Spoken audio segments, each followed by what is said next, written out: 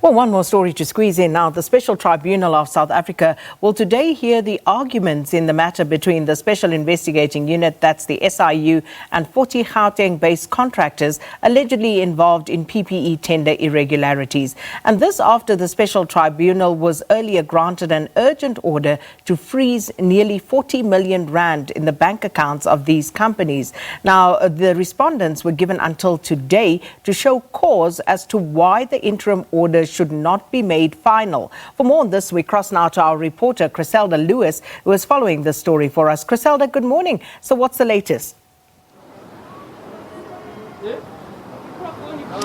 Well, Sakina, as you pointed out, the Special Tribunal of South Africa will hear the arguments in the matter between the Special Investigating Unit and 40 Gauteng-based contractors, as you pointed out, involved in the supply and delivery of COVID-19 personal protective equipment. So these hearings, as you indicated, Sakina, follow that urgent application on August the 20th, where the Special Tribunal was granted an interim order freezing about 38.7 million rand held in several bank accounts of the contractors cited as respondents in this particular matter. So the Special Tribunal then gave the respondents until today, as you indicate, to show cause why that interim order should not be made final. So these proceedings before the Special Tribunal will be taking place here at the High Court in Johannesburg.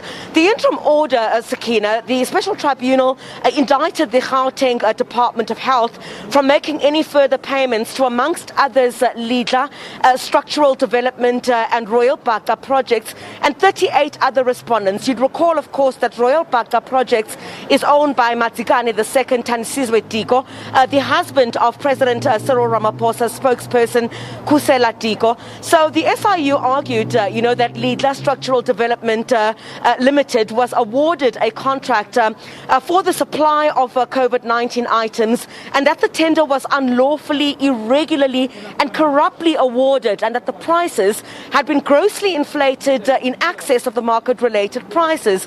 So, it's also alleged that Lidla had transferred a large portion of the proceeds it received into a bank account, of various entities and other people as well. So that's what's expected here in court this morning. We're expecting these companies to argue quite vigorously why this particular order should not be made permanent, because you'd recall, of course, a number of investigations just late last week in a press conference with the Gauteng Premier David Makura. He had said that he was receiving an update from the Special Investigating Unit at the end of every week, and subsequently that had led then to the arrest of, I beg your pardon, to the suspension and then subsequent resignation of another official within the health department. So the same order that was granted had also interdicted the government employee pension fund, from releasing the pension money and benefits to the former department chief financial officer, Mantsukabelo Lihlwenya, and pending institution of civil proceedings before the Special Tribunal. So the tribunal now has to determine whether it should make the interim order final, Sakina. Well, thanks so much, Chriselda, for laying the scene for us there. And of course, the agenda with Thabiso Sithole, no doubt, will be catching up with Chriselda for further developments on that particular story.